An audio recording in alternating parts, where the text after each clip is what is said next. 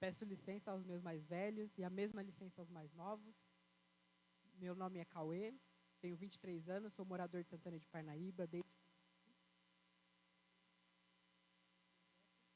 chamado Posso Te Contar o Itã? Esse projeto, ele nasce do meu profundo respeito aos orixás e às religiões de matriz africana, e nasce também do meu profundo desejo em levar a história dos orixás às pessoas que não têm contato com a cultura africana, com a intenção de desmistificar esse conceito que muitos têm do orixá ser mal, da religião ser do mal, de ser associada às vezes com o mal da religião cristã, né, ao capeta, enfim, os nomes que usam. Então, esse mal é uma coisa que não existe na cultura africana. Então, venho hoje trazendo esses Itã. Itã é uma palavra em Yorubá que ela não tem plural. O plural dela é Itã mesmo. Então, para não estranhar, eu explico isso. Venho trazendo hoje, então, os Itã dos orixás, que são contos, são lendas, né? A tradução de Itã significa conto. E esses contos, eles se dão tanto de uma parte da religião que acredita que os orixás viveram na terra como reis e rainhas, e outra parte da religião acredita que eles só fizeram uma breve passagem, ainda assim como já orixás, né? Então, vamos aos Itã. Exu.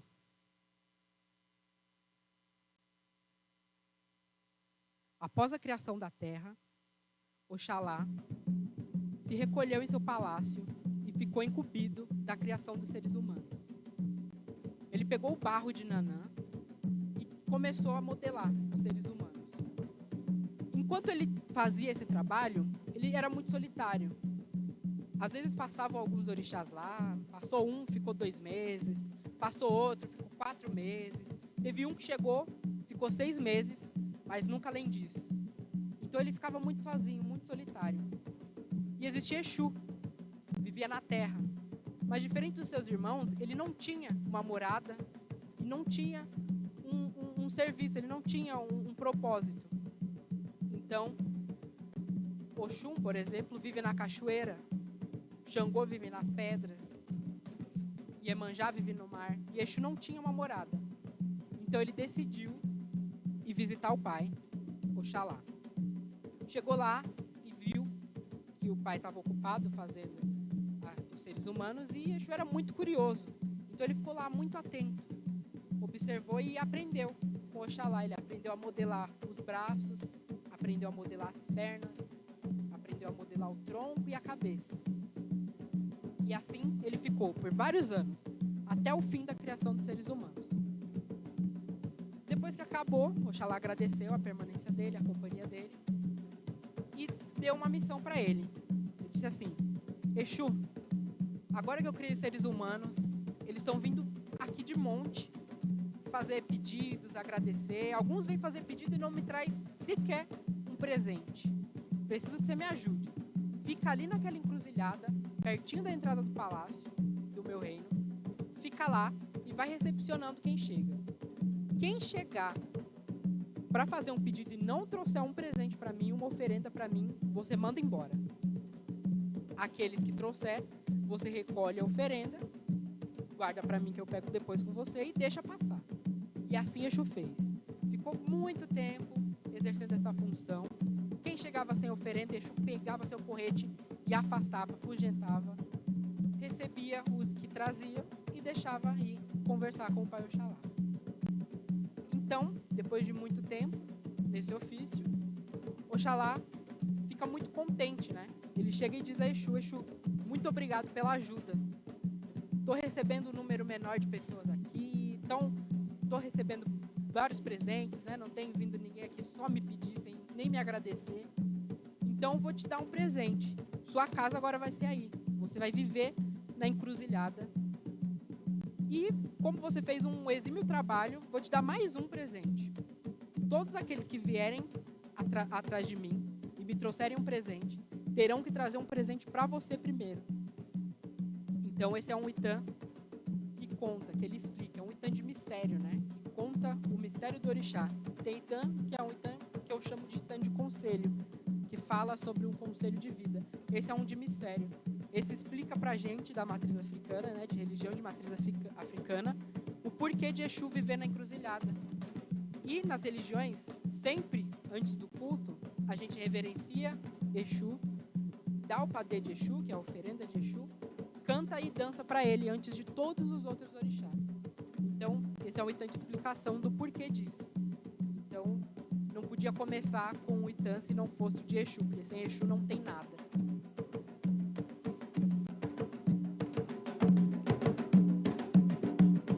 Oxóssi. Existia um reino em que tinha um rei muito rico. E esse rei estava prestes a dar uma grande festa, ia receber vários convidados de fora, ia receber também seus súditos e o povo da sua aldeia. Só que ali perto existia algumas feiticeiras. E elas resolveram então mandar um mal para aquele rei. Então elas fizeram um feitiço em uma ave e mandou aquela ave para o reinado. E aquela ave sentou em cima do palácio do rei e cresceu. Virou uma ave enorme, uma ave gigante, que assustava todo mundo do reinado. De longe, conseguia ver aquela ave lá em cima. Então o povo todo estava assustado com aquela grande ave. O rei já não sabia mais o que fazer. Ele estava prestes a dar uma grande festa e não ia poder, por conta daquele feitiço, daquelas feiticeiras. Então ele ficou desesperado e resolveu então convocar todos os caçadores do seu reino. Então veio o primeiro caçador e ele carregava 60 flechas. Ele gastou as 60 flechas e não conseguiu matar a ave. O rei ficou bravo, desacreditou e mandou prender aquele caçador. Chegou outro caçador. Esse tinha 40 flechas. Usou as 40 flechas e também não conseguiu matar a ave. Foi preso junto. Chegou outro com 20 flechas e prometeu que com as 20 mataria, mas não matou. Usou todas e não fez um arranhão na ave. O rei já estava possesso. Mandou prender todos, disse que aquilo ia ter ele ia castigar aqueles caçadores por não terem cumprido com a promessa. E aí, existia um rapaz chamado Oxóssi, que vivia com a mãe dele. E os dois eram muito apegados, eles tinham muito amor um pelo outro. Onde Oxóssi ia, a mãe dele ia junto. E aí ele ficou sabendo do que estava acontecendo no reino. E decidiu ir lá acabar com aquele mal. Então ele foi a caminho do reino. A mãe dele ficou desesperada, não pôde ir junto. E ficou desesperada porque ela já sabia da história dos outros caçadores, já sabia o destino que aguardava o filho dela. Então ela foi até o sábio Ifá. E chegando em Ifá, ela pediu: Senhor, por favor, me ajude, salve a vida do meu filho. É o meu único filho, o Senhor tem que me ajudar. Eu não vou conseguir viver sem ele. Então Ifá respondeu: você precisa fazer uma oferenda e um sacrifício no pé do Iroko. Iroko é a primeira árvore que existiu na terra. É um orixá também. Então, ela preparou a oferenda, preparou o sacrifício. E no momento que ela arriou, em que ela entregou a oferenda no pé do Iroko, Oxóssi mirou naquela grande ave e soltou sua única flecha. A flecha acertou direto no coração da ave. E a ave caiu, e enquanto a ave caía, ela ia diminuindo, diminuindo, diminuindo, e caiu nos pés do rei, que ficou muito feliz com o feito. O reino todo, a aldeia toda ficou feliz e começou a festejar aquele grande feito de Oxóssi. E aí o rei chegou e disse: bom, como prometido, eu vou te fazer uma das pessoas mais ricas desse reino. Vou te dar muitos búzios, que era a moeda da época. Vou te dar muitos búzios, muitos búzios. Você vai ficar rico. E aí Oxóssi parou um pouco e pensou e respondeu para o rei: Senhor, não é isso que eu desejo. E aí o rei respondeu para ele: o que então você deseja? Fala que eu vou te conceder. Você acabou com esse mal que estava afugentando todo mundo do meu reino. Vou poder dar minha festa. O que você quer? Então Oxóssi falou para ele: eu quero que você poupe a vida dos outros caçadores, dos meus companheiros de caça, dos meus irmãos. E o rei ficou um pouco sentido, porque percebeu o que tinha feito, abaixou a cabeça e concedeu então o desejo a Oxóssi de salvar os outros caçadores. E aí Oxóssi voltou para a aldeia junto com os outros caçadores, e lá foi recebido com grande festa, danças e comidas e cânticos, e todo mundo gritava: Oxóssi, Oxóssi. Esse é o Muitã, que trata de duas coisas. Oxóssi é conhecido como caçador de uma flecha só, e esse conto explica o porquê desse nome, dessa denominação. E é um Muitã também que fala sobre o amor de mãe. Talvez, se a mãe de Oxóssi não amasse tanto ele, não tivesse disposta a fazer um sacrifício em nome do filho dela, talvez o filho dela tivesse o mesmo destino dos outros. Então o amor e a preocupação da mãe de Oxóssi, que foi até Ifá pedir ajuda, o salvou. E é um Muitã que também fala um pouco da bondade de Oxóssi, né? Do reconhecimento dos seus. Oxóssi reconhece aqueles que são seus. Então, ao invés dele escolher a riqueza, ele poderia ser o homem mais rico e não se preocupar com mais nada a vida inteira. Mas ele escolheu salvar os amigos dele, os companheiros de caça dele.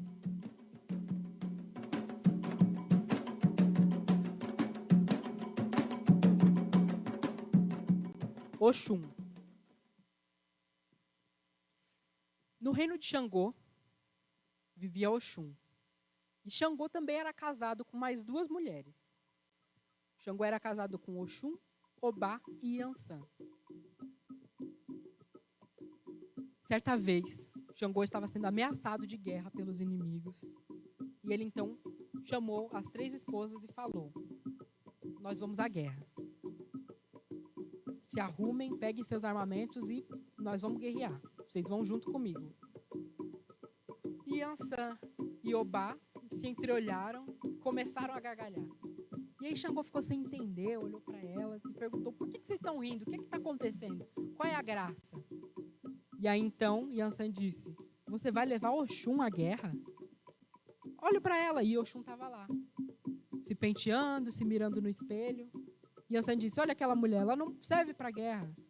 Ela só sabe cuidar da beleza dela, só sabe se pentear, se embelezar, cuidar das suas pulseiras, das suas riquezas.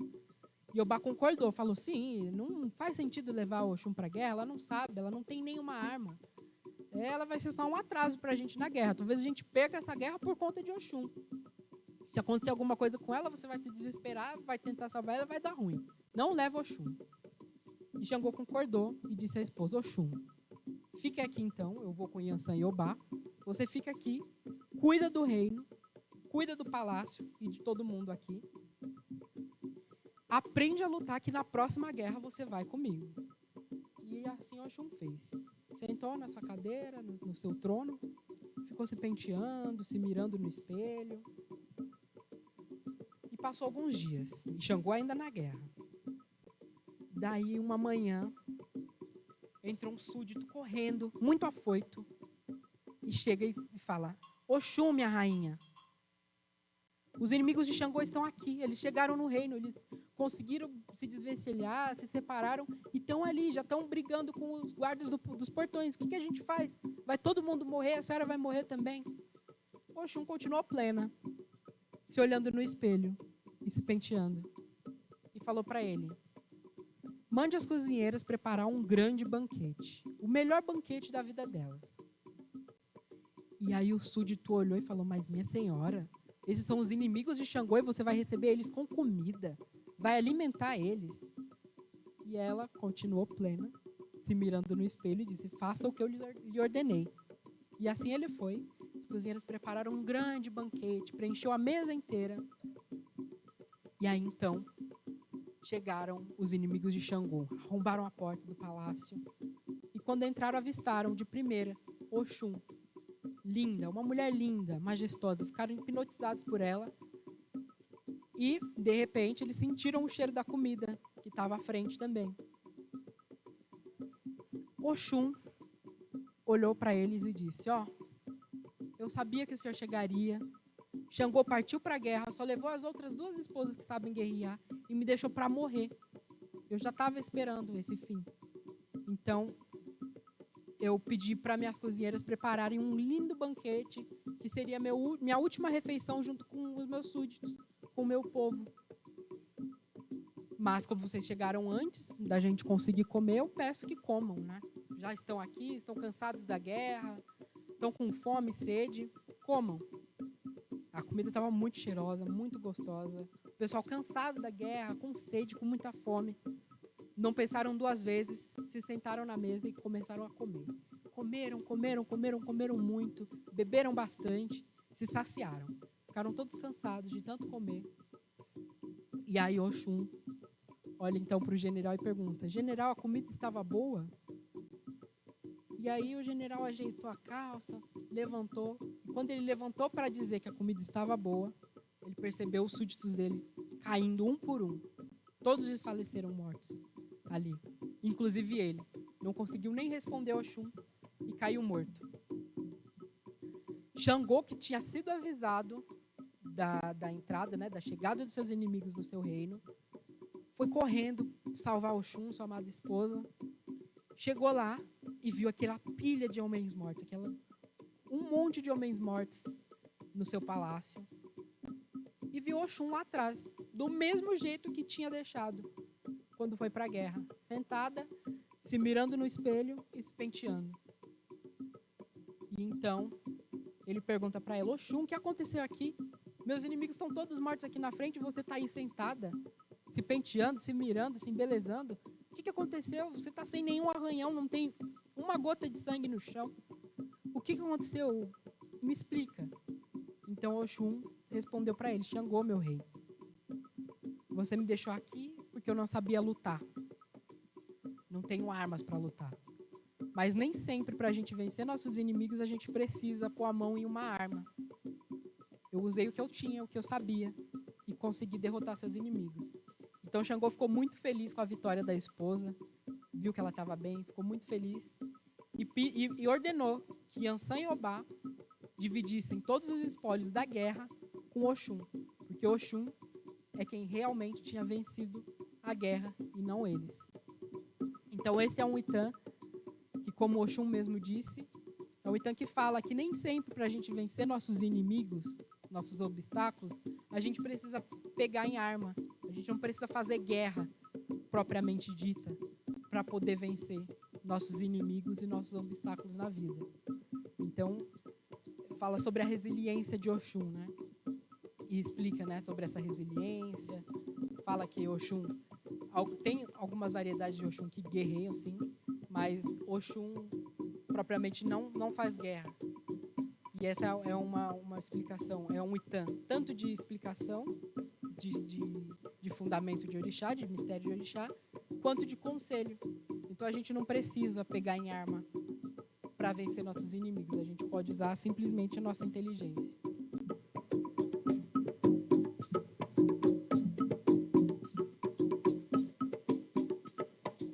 Yansan. No mesmo reino de Xangô, enquanto ele era casado com Yansan, Obá e Oxum, o relacionamento deles não ia tão bem, porque Xangô era um homem muito bravo, muito cabeça dura, brigão. E aí, as 2 esposas, Oxum e Obá, quando brigavam com o Xangô, quando ele ia arrumar encrenca com elas concordavam às vezes com o que ele estava dizendo, às vezes só abaixavam a cabeça e saíam, para evitar conflito. Mas Yansan não. Yansan, ela era tão cascadura quanto o Xangô. Então, quando tinha briga, era briga de verdade. Os 2 discutiam, Xangô falava alto, Yansan falava mais alto ainda. Xangô batia, Yansan ia e batia mais forte ainda. E sempre que tinha briga, era muito raio, muito trovão durante essas discussões. Era um tormento só.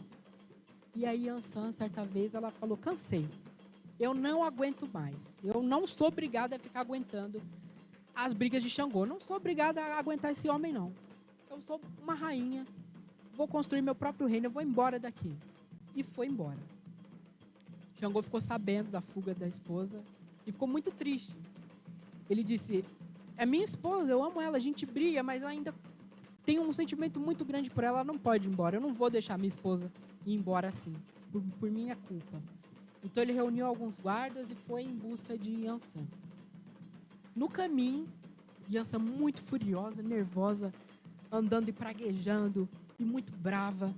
Então ela, no meio do caminho, ela encontra um amigo. Ela encontra Exu. Então Exu para a Yansan e fala, calma Yansan, o que aconteceu? Por que você está tão nervosa? Calma mulher, respira. Senta aqui, respira, conversa comigo, desabafa. O que está acontecendo? Por que você está tão brava? E ela, nervosa, disse, hoje eu estou a ponto de acabar com o Xangô. Eu não aguento mais aquele homem, muito mandão, quer mandar em mim, e não é assim que funciona. Eu sou uma mulher forte e ele não vai mandar em mim, não. Hoje eu estou a ponto de acabar com a vida dele. Me ajuda, Exu. Já que eu te encontrei, me ajuda. Faz um feitiço aí, me transforma num elefante, me transforma em um rinoceronte, me transforma em alguma coisa que eu vou acabar com a vida desse homem hoje. E aí Exu pensa um pouco e fala, tá bom, vou te ajudar hoje. Vai lá no meio da mata, pega algumas ervas e traz aqui para mim. E assim fez, né? Assim, foi lá, pegou as ervas que Exu disse os nomes, né? Então, ela voltou com aquelas ervas e entregou para Exu. Exu macerou as folhas, fez do suco delas e entregou para Yansan. Aí ele ouviu um barulho, né? E falou, toma rápido que Xangô já tá vindo aí, tá ouvindo? E aí ela tomou a bebida. Nisso que ela tomou a bebida, ela se transformou em uma borboleta. E aí chega Xangô, a borboleta sai voando, e chega Xangô e pergunta, Exu, me ajuda. Por favor, eu briguei com Yansan, ela saiu muito nervosa, aquela mulher me dá muito problema. Saiu nervosa e disse que ia embora, não quer mais casar comigo. Foi embora. Você não viu? Ela não passou por aqui? E aí Exu responde, não vi ela não. Eu vi um bambuzal ali, o bamburral se mexendo, a mata se mexendo por ali. Tenta dar uma olhada naquele caminho, vai que era ela que estava passando ali, né? E Xangô foi, desesperado, atrás da esposa. Aí passou algumas horas, volta aquela borboleta para o mesmo lugar e se transforma em Yansan de novo.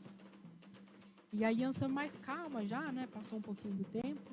Mais calma, ela pergunta a Exu, Exu, eu te pedi para me transformar em um rinoceronte, em um animal feroz, que eu ia acabar com a vida daquele homem, e você me transforma numa borboleta.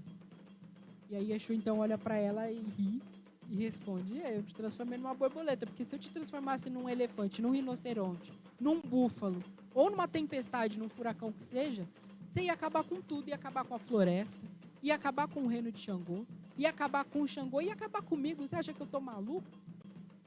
E aí Yansan concordou, então até hoje, Yansan tem o poder de se transformar em borboleta. Esse é um Itã de mistério também, que existe uma qualidade de Yansan chamada Oiá, que é representado por uma borboleta, e Yansan é representado por um búfalo. E o conselho desse Itã é sobre a gente não agir com cabeça quente, né? Não agir na hora do nervoso. Yansan estava muito nervosa e ia fazer besteira, ela ia acabar com todo mundo, com tudo, não ia restar nada, só porque ela estava muito nervosa.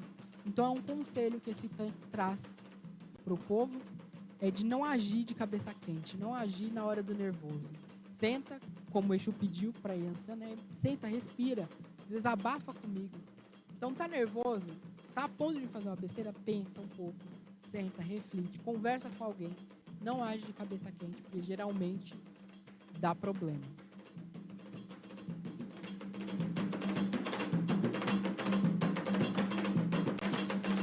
Obaluaê.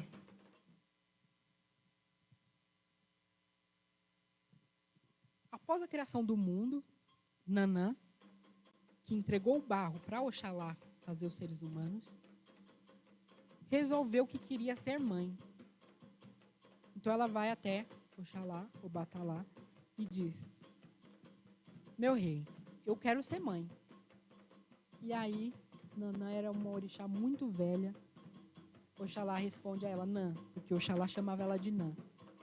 Nã, você já está tão senhora, tão velha, quer ter filho, você já é mãe de todos os seres humanos, você me ajudou a gerar os seres humanos, já é mãe de tanta gente.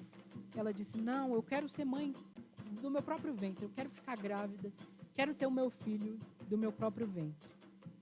Então, Oxalá pega algumas ervas, macera, dá para Nanã, ela toma e fica grávida. Então ela segue o caminho dela, chega na casa dela, ela prepara tudo, sente que vai ter o filho, prepara tudo como a mãe normal prepara a caminha, tudo. E então ela pare um bebê. E esse bebê, ela pega o bebê, né? Pariu o bebê, pegou ele no colo e se assustou. Quando ela olhou para o bebê e se assustou, ela falou, esse bebê é horrível. É a criança mais feia que eu já vi na minha vida. E o bebê chorava muito, e se esticava e se encolhia, cheio de feridas feridas na pele. Então ele se esticava e se encolhia com coceira, né, da doença da pele. Ele já nasceu doente. E a Nana ficou horrorizada. Ela fala, eu preferia ter parido um bicho do que ter parido uma criança tão feia dessa. Esperei por tanto tempo para vir isso. E aí ela sente de novo uma dor e pare outro bebê. Então ela deixa aquele bebê feio no chão, pega o outro bebê e olha e fala, esse sim é o meu filho de verdade. Esse bebê é lindo, o bebê mais lindo que eu já vi na minha vida. E quando ela termina de falar, o bebê se vira e se transforma em uma cobra e sai no meio da mata. E aí ela olha, fica desesperada, procura aquele bebê, não acha aquele bebê bonito, o bebê que ela sempre quis, e só encontra o bebê feio do outro lado. Então ela pega aquele bebê feio, fica atormentada e diz, eu não vou conseguir mais cuidar de você. Depois do que eu disse para você, eu não vou conseguir cuidar de você. Então ela decide entregar esse bebê para alguém. Ela pega o bebê, vai caminhando, caminha, chega até a beira da praia. E ela diz então pro bebê, eu sei que aqui alguém vai te achar. Estou sentindo de te deixar por aqui. Então ela dá o último mamar pro bebê, amamenta ele a última vez. E encontra uma gruta pequenininha ali na beira da praia e deixa o bebê lá. E vai embora. E aí passa algumas horas, o bebê fica com fome e começa a chorar de novo. E aí as ondas do mar ficam nervosas e de lá surge uma mulher. Do meio do mar, a onda toma a forma humana e vem aquela mulher em direção ao bebê. E aí ela pega o bebê e fala, olha que presente lindo que me deixaram. Me deixaram um filho tão bonito. E aí quando ela diz isso, o peito dela enche de leite, começa a derramar, então ela amamenta o bebê. E o leite que o bebê não consegue beber escorre pelo corpo deles e para na beira da praia se transformando em espuma. E aí, então, ela diz pro bebê, eu vou cuidar de você. E toda vez que você sentir fome e chorar, eu vou aqui vir na beira da praia e vou cuidar de você. Então, ela deixa o bebê e sempre tá vindo cuidar do bebê. O bebê cresce um pouco, fica criancinha. E aí, ele percebe, minha mãe é um peixe, é metade peixe, metade mulher, e vira água. Essa mulher não pode ser minha mãe, ela não é minha mãe, eu vou atrás da minha mãe. Então, ele vai em direção à cidade, à procura da mãe verdadeira. Só que ele nunca tinha saído da beira da praia, então ele se desespera e começa a chorar. E aí a mãe já ouve o bebê chorando, então ela vai em busca e fala, meu filho, eu sou sua mãe, eu cuidei de você a vida inteira, fica comigo, né? Eu sou sua mãe, eu te amo. E aí ela coloca, por precaução, 2 guizos no pé, um em cada perninha da criança, para conseguir ouvir quando ele estivesse saindo. E aí o tempo passa e de tempos em tempos a pele daquela criança abre em feridas, e aí ela trata, passa um óleo na pele dele e fez uma roupinha de palha para ele, que cobria o corpo inteiro, que é para ninguém estranhar, né? Todo mundo tem horror à doença de pele, todo mundo acha que qualquer doença de pele é contagiosa. Então ela cobre o bebê com a roupa de palha. E então ela vai para a cidade, né, para o mercadão, e o povo fica pensando, aquela mulher tão bonita vem com o filho dela coberto, tem alguma coisa aí. Então elas vão até um contador de história que está sentado no pé do Iroko e fala, você vai ter que descobrir pra gente qual é o mistério dessa mulher. Então ele fala, se vocês querem, então eu vou perguntar. No outro dia, ao meio-dia, ele encontra aquela donzela com a criança coberta de palha e fala, senhora, eu venho aqui em nome de todos os cidadãos e a gente quer saber por que a senhora é tão vistosa, majestosa, traz seu filho aqui coberto de palha. Então, ela responde, porque meu filho é o mais lindo do mundo. E aí eles falam, ele é o mais lindo do mundo, está coberto, então deixa a gente ver. E aí ela abre a palha do filho, e o sol, que estava no meio-dia, muito forte, bate na pele daquele bebê, daquela criança, e reflete no rosto de todo mundo.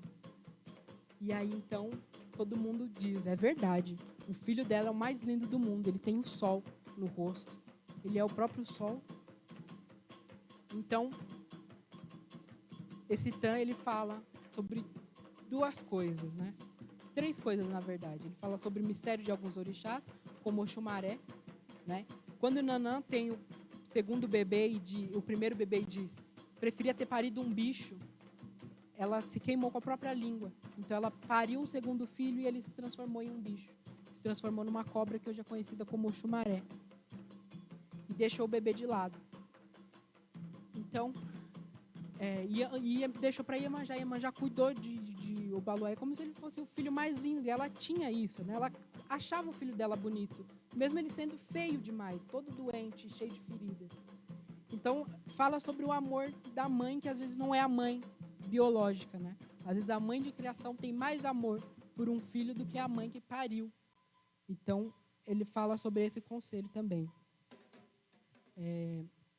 E Iemanjá, como ela acreditava que o filho era bonito mesmo, o filho era bonito, e para os olhos dos outros também foi. Ossan. Xangô. O conto de Xangô.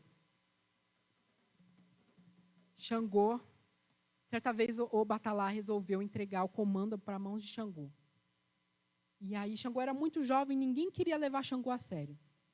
Então, Xangô foi lá falar com o Oxalá e falou, ninguém está me respeitando, eu sei que tem gente vindo aqui fazer fofoca de mim, vindo inventar mentira, inventando coisa de mim para você, e eu não estou gostando disso.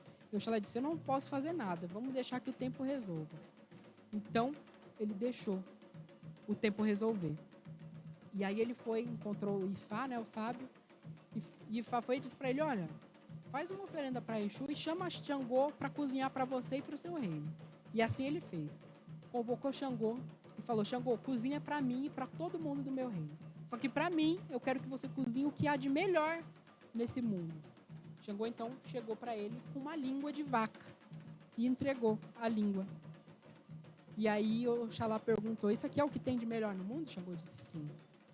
Passou uma semana, ele chamou Xangô de novo, pediu para cozinhar. Falou, agora eu quero que você cozinhe para mim o que há de pior nesse mundo. E chega Xangô com um prato com língua de vaca. E aí Oxalá fica confuso e fala, meu filho, eu te pedi para cozinhar a melhor coisa e você me trouxe língua de vaca. E agora a pior coisa, você me traz língua de vaca também? E aí Xangô responde, sim. O axé da língua, ele pode ser tanto bem quanto mal. O poder da nossa língua, ele pode trazer uma pessoa à glória, mas também ele pode destruir a vida de qualquer um. E Oxalá então entendeu a mensagem que ele quis trazer e deu a ele o comando perpétuo. Então, até hoje, Xangô é rei. E esse Tan, ele fala sobre a fofoca, né? Indaka. Na raiz de matriz africana, a gente chama de Indaka de Alifofô, que é a fofoca, a falação da vida dos outros. Então, a gente tem que ter cuidado com o que a gente fala dos outros, né? Às vezes, a gente pode fazer um mal muito grande a uma pessoa só com o poder da língua. Então, como a gente pode fazer o mal, a gente também pode fazer o bem. Então, usa a língua para fazer só o bem. Né? A nossa língua tem muito poder. Esse foi o Itan de Xangô e a língua.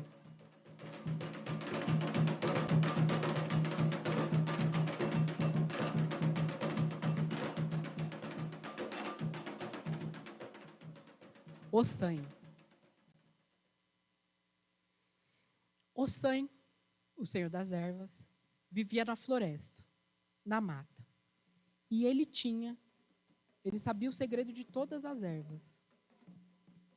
Ele podia curar qualquer doença com as ervas. Curava ossos quebrados, problema de órgãos, estancava sangue, curava olhos. Então ele sabia o segredo das folhas. E aí, Xangô, o orixá da justiça, ordenou que Ossan dividisse o poder das folhas com todos os outros orixás. E Ossan não concordou. Ele falou, não vou dividir, esse é o meu mistério.